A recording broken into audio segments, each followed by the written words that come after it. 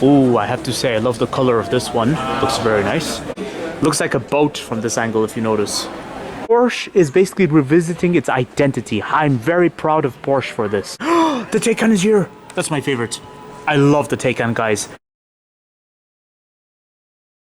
Everyone, I am at the Porsche Museum in Stuttgart. Now I'm going to tell you all something very important. Stuttgart is a very important city in Germany when it comes to the car industry because they have Porsche and Mercedes. But today we're going to take a look at the Porsche Museum, guys, and it's right here. I'm at it. Before we check out the museum, I'm going to remark to you all something very important about Porsche. Porsche has a very unique history. Porsche was born with Volkswagen. It's unlike Audi. Audi got involved with the Volkswagen group in the 1950s, give or take around that era, or even before, or even later. But one thing we know is that Audi was certainly not with Volkswagen before. Porsche was with Volkswagen since the very, very beginning. Now, Porsche had a unique reputation. Porsche was known for its sport design. They had a reputation for sporty coupes. Back in the 50s, Porsche was like the Mazda of the 50s. You know, it's like the reputation the Mazda MX-5 has today. That was the reputation Porsche basically had in the 50s. They were building cars that were based. They shared the same parts as Volkswagen cars, and I'm going to tell you all in a moment how and why. In fact, they have. If you look at the Volkswagen Beetle, the first ever Porsche model had something in common with the Beetle. They looked alike, but then differences emerged. And but one thing that remains with Porsche was the rear engine layout. So the engine is at the rear and it powers the rear wheels. At least that was the early concept. But now we have all-wheel drive versions, and now we also have electric versions. The Porsche Taycan, guys. Say that Porsche emerged as a premium player in the 80s, give or take the 80s or the 90s. That was when Porsche became recognized as a premium brand. But before that, Porsche was like the Mazda of Europe, I'd say, because they were building coupes that were sporty but not really seen as premium, because that time the premium segment was dominated by Mercedes. BMW emerged in the premium segment in the 80s, we can say, whereas the premium segment was mostly dominated by the Americans, like Cadillac and Lincoln here in Europe, guys. But we're talking 50s, 60s, and 70s. And Citroën was also dominant in the premium segment. That time Porsche was nowhere to be seen. But today, I'm proud to tell you all that Porsche is one of the most influential players in the premium segment of the automotive industry. And today is the day we check out the Porsche Museum. Alright guys, so over here we have a display of various Porsche models. So this is an example of what I was talking about, guys, earlier. This is one of the most typical Volkswagen characteristics. You will see this design on the Volkswagen Transporter and the Volkswagen Beetle. They always had this, and they also had those circular headlights. And then, as you can see in this room, we have various Porsche models. Now, I think what was significant about that era was that you could tailor your car to however you needed it to be.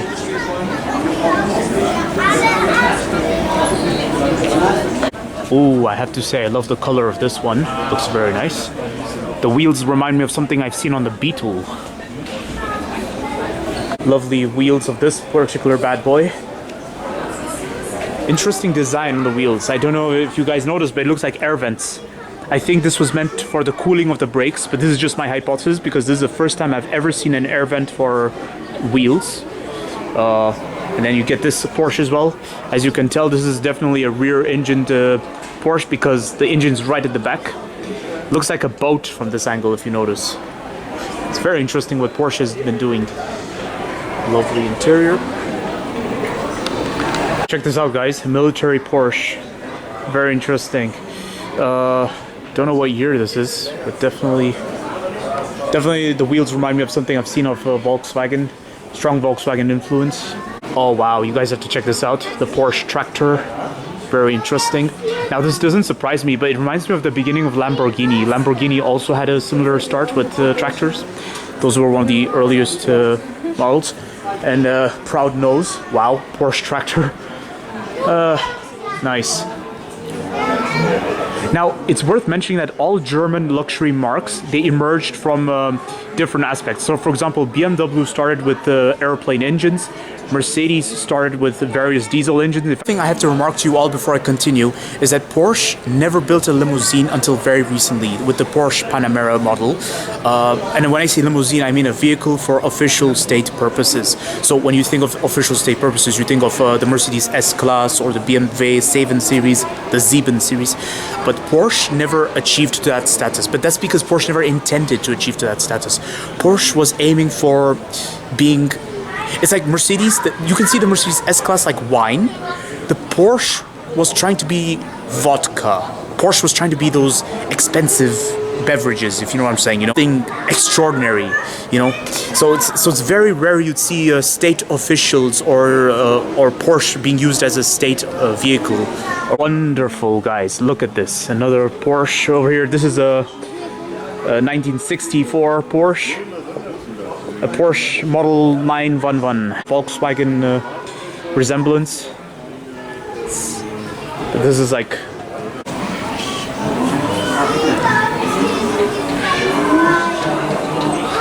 Guys, so this was supposed to be Porsche's response to the 1973 oil crisis. Now, the 1973 oil crisis was very significant to the automotive industry because that was the crisis that basically brought an end to Citroën. But this did not bring an end to the German giants. And Porsche was a survivor of the crisis, guys. Look at this bad boy. But this was a... yeah... this is a prototype. I'm not sure if Porsche ever came up with something like this, but by the looks of it, it reminds me of the AMC Gremlin. It's very interesting. And then over here you get this Porsche 924. Very interesting, guys. Now, this is a model I've seen recently as well. I know somebody who owns one, and it's really good. But definitely, you see, this is what I'm trying to say, guys. It's not premium. It was a mass market brand back in the 60s. This particular bad boy is the 1970s. So Porsche emerged as a premium player in the 80s. Wow, check this out, guys. Rally Porsche. Nice. Rally Porsche. Alright, guys, believe it or not, you can actually take a photo in this particular Porsche 911 Carrera. Alright. As you guys can see, there are other Porsche models present, and this is the overview of the museum. Very modernized. Wow, check this out, guys. Off-road version, Porsche Cayenne. Is it just me, or does it actually feel interesting seeing a Porsche Cayenne with off-road gears on it? Well, why not? Sportiness plus off-road. And then you get this bad boy right here. It's very interesting what's going on right here. Porsche and motorsports. They go along each other. In fact, Porsche actually expanded thanks to motorsports. Similar story to Audi. Audi also expanded because of motorsports. With the Quattro system, guys, the reputed Audi Quattro system. There are a couple of important things I have to remark to you all about Porsche. The thing about Porsche is that they always remained a unique player in the premium market. In fact, Porsche is like a hybrid between luxury and sport. Porsche is a brand that lately has been also adapting to high demanding trends of today, like electric cars, sportiness, crossover SUVs, like the release of the Porsche Macan and also the release of the Porsche Cayenne, guys. A lot of recent Porsche models that have been released have been due to competition's sakes. But if you want an original Porsche, your biggest bet would be the Porsche model 911, the Porsche 911. That's a very interesting Porsche model. That's the Porsche model if you want something authentic, guys, but that's just my opinion. Otherwise, I like the Porsche Taycan. In fact, I'm going to look at it right now. It's right there, guys. Play of Porsche models, guys. The Porsche Cayenne GTS. Yeah, interesting. The Porsche Cayman, the 718 Cayman, but this is the bad boy I'm obsessed with, guys. The Porsche Taycan Cross Turismo. I love the cross version. It looks very nice, and it was always my favorite since I first saw it. I would personally configure the wheel. I would change the wheel. This is not my favorite, but otherwise, I saw the wheel they offer it, and it's gorgeous. The paint looks very nice, but I would rather go for something like gray, something like gray or silver or something. But this is the car I really like. And then what I really love about the Porsche Taycan Cross Turismo is that Porsche has gone down a rather estate wagon style with it, and it's very interesting, guys. Very interesting. I love the design. Since the moment I first saw it, this was the Porsche I always liked. But the thing to remark about Porsche, guys, is that the best Porsche are the lightweight ones. So like the Taycan, the Model 911, and these are the real Porsches to go for, because when it comes to crossover SUVs and such, these were only made for competition's sakes, whereas these are the models that Porsche actually was born from and Porsche actually grew from. In fact, over here we see an interesting moment. Look at this Porsche Taycan, and now I want you to look down at that Porsche right there. Do you see the similarity? Do you notice something, guys? This is not alien to Porsche. The wagon style was something Porsche has been doing for quite a long time. Porsche is basically revisiting its identity. I'm very proud of Porsche for this one. Now it is over here we come across a very interesting topic. The Porsche Panamera Turbo S. The Porsche Panamera was supposed to be Porsche's answer to people who wanted a Mercedes S-Class, but something sporty, right? So this is like Porsche's response to the Mercedes S63 or to the BMW 7 Series with the M pack, or the M Series, M7 or something like that. You guys get the point. What I'm trying to say here is that essentially this was supposed to be Porsche's limousine, but it never got used as an official state vehicle or something, never got used as a government vehicle. But it was kind of like meant to compete against the limousines of Mercedes and BMW and Audi to some extent, although it'd be ironic because Audi and Porsche are part of the Volkswagen group. So I think that's why to this day Porsche doesn't have a limousine, because Volkswagen is confident that Audi is doing a good job with the Audi A8. And right here, guys, you get to see clay models of each and every Porsche. Well, almost each and every. I know this is the Macan, this is the Panamera, this is the Taycan. The Taycan is here! That's my favorite. I love the Taycan, guys. And then you get the 718 Cayman here. Oh, the Cayenne. Now, the Cayenne is nice, guys, but it just never was my favorite because it's kind of like a Volkswagen Touareg, but with a sport kit. That was at least how I used to see it, you know. Hey guys, so I just left the Porsche museum, and the reason why I'm doing it in my car, the reason why I'm talking in my car is because I couldn't really talk in the museum.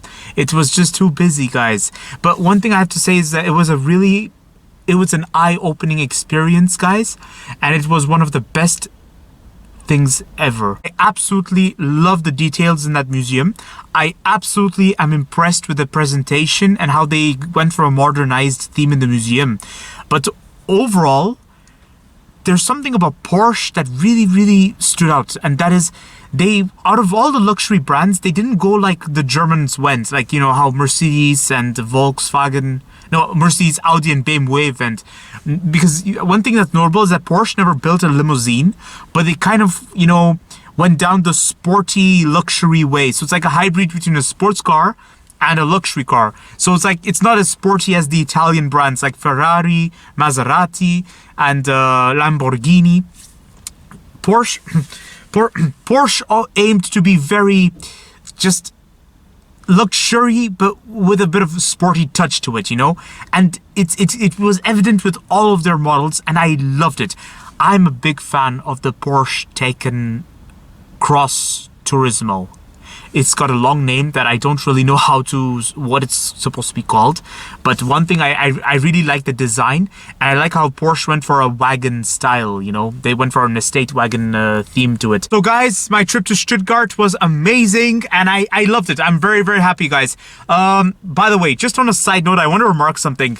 Respect whatever your GPS tells you, because I took the risk of deviating routes. I thought I was taking a shortcut, but it backfired on me. I ended up wasting a lot of time on that different route I took. Basically, I had to drive from Brussels to Stuttgart.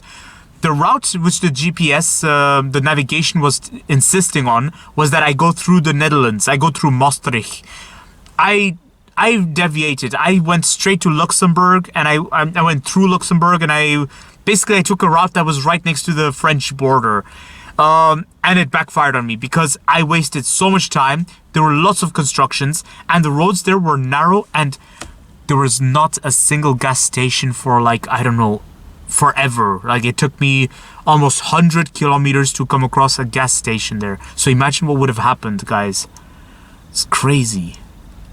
So, you know, from now on, just follow what your navigation tells you, guys, because, I mean, nothing happened to me. Nothing happened. It's just, wow. My opinion of Porsche. Oh, I love Porsche. Guys, Porsche is amazing. I really like the brand. The Porsche Taycan Cross Turismo. Oh, I love the design, especially the wheels they offer. I just love it.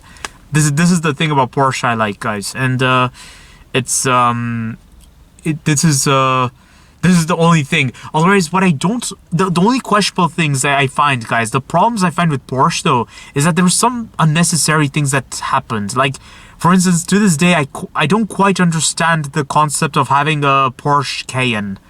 Because I get it, it's for competition. I get it. But was it really necessary? But then again, I have no right to judge. And whatever Porsche did, they were successful with it. The Porsche Cayenne has been selling like hotcakes. But in my opinion, I feel like the real Porsche out there would be the Taycan and the 911, the model 911, or the Boxster. Like, these are the real Porsches. These are the things that started from scratch. Like, Porsche really grew from this. And the Panamera. The Porsche Panamera is also another mystery to me. Like, to me, it's obvious Porsche did it because somebody along the line wanted an S-Class, which is sporty, or a BMW 7 Series, which is all, you know, with sport wheels, massive engines, and stuff like that. Like, what Porsche did with the Taycan was far better than what they did with the Panamera. Don't forget to like, comment, and subscribe, and stay tuned for more videos that are on the run, guys. And don't forget to check the links in the description for my car reviews, travel videos, and my creativity videos. Bye! I'll see you all next time.